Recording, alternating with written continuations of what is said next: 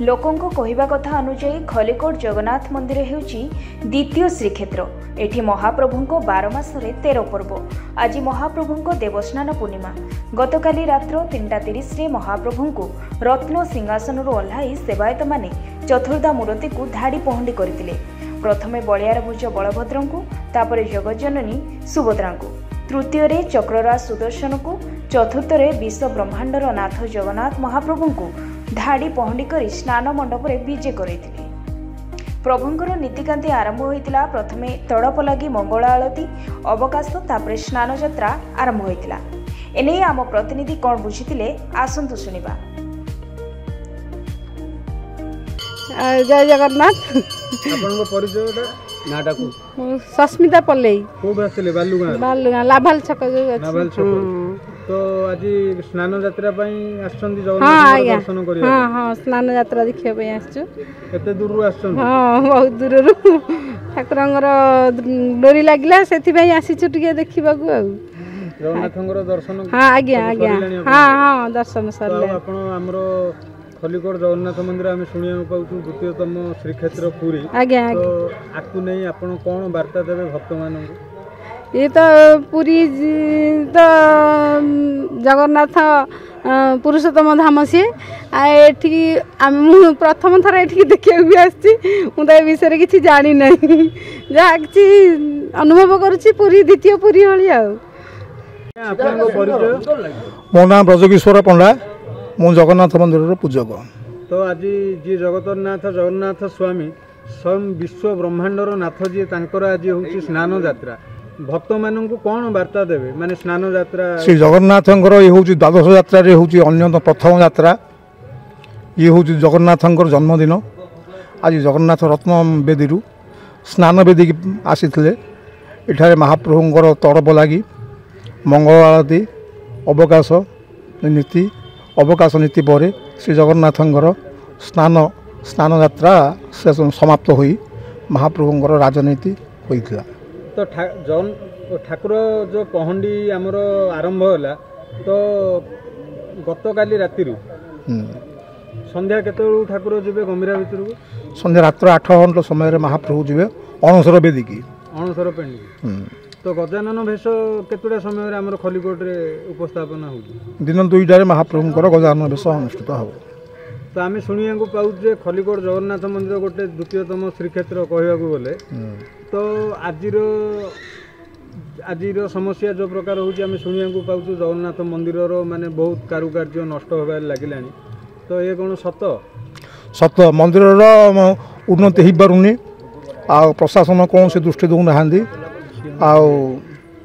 मंदिर प्रत्नतत्व विभाग कौन से दृष्टि दौना जहाँ अति प्राचीन मंदिर ता रक्षणाबेक्षण अभाव गछ उठिकी कारुकार्य नष्ट होबार लगी। तो वर्तमान एबे हमरो नूतन सरकार भाजपा सरकार आसिले सरकार को कौन आपनकर आपत्ति अनुरोध अछि जगन्नाथ मंदिर ऊपर? मंदिर रक्षणाबेक्षण दायित्व तांगे नै कि ये मरामत करिवे बोलिक आशा। आज्ञा जय जगन्नाथ। जय जगन्नाथ। जय जगन्नाथ। आपनको परिचय?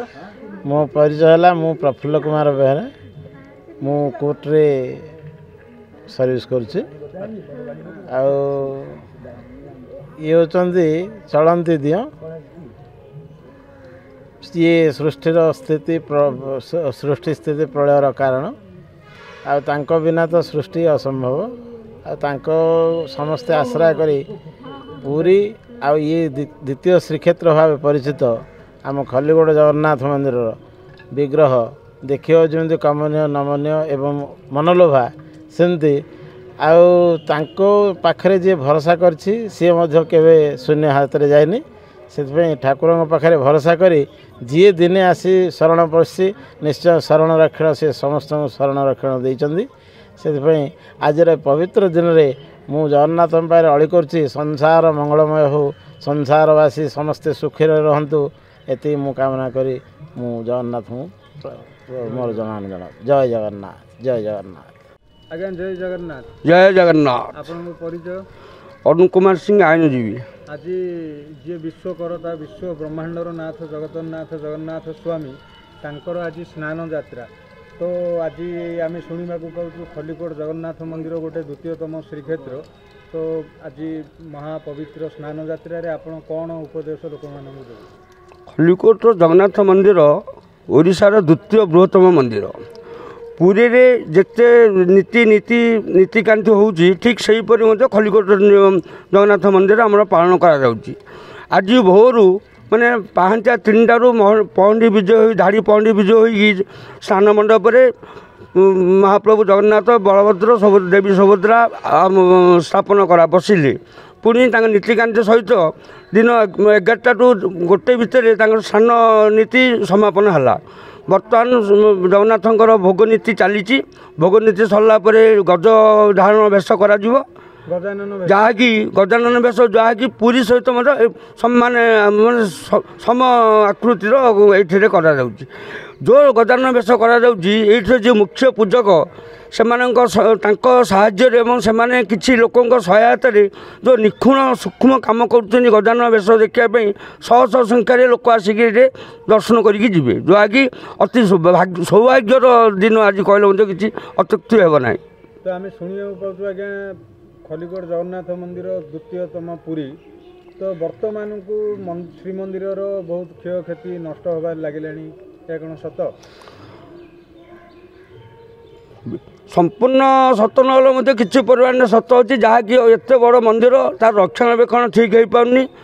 बहुत माने किछि वर्ष पूर्वर माने विधायक मंत्री आसिक देखा चाह कर सब प्रतिश्रुति दौरान किसी उन्नति करने बर्तमान सुधा कौन से उन्नति हो पानी माने दुखर विषय जे आम जो 300 वर्षर जो आमर अच्छी कुहटी जो कुहटी की पानी आणिक स्नान करा जाए से पानी जगन्नाथ कृपा आज जल सी ऑटोमेटिकली से उन्नत हो जो जल द्वारा कि आज महास्नान जगन्नाथ प्रभु कर। आज्ञा जय जगन्नाथ आपणकर परिचय?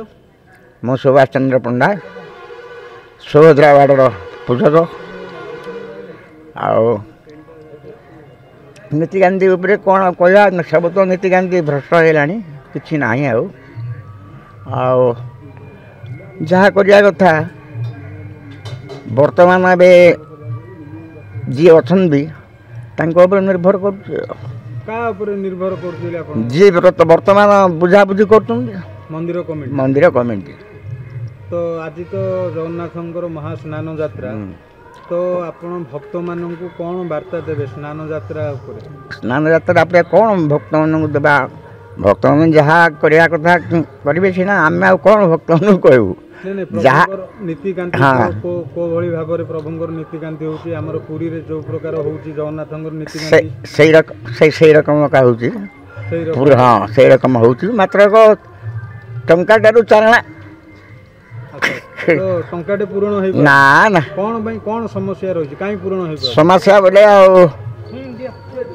मालिक जी अच्छा से बुझाबुझी किसी ना रजहार एसेट समय राणी थे सी किसी करने नथिले से गले चेष्टा दिगले आ बर्तमान बेले जहाँ तहसिलदार। अच्छा तहसिलदार सब नीति माने हमरो प्रशासन जगन्नाथंको पई सब जहाँ से जहाँ करिए।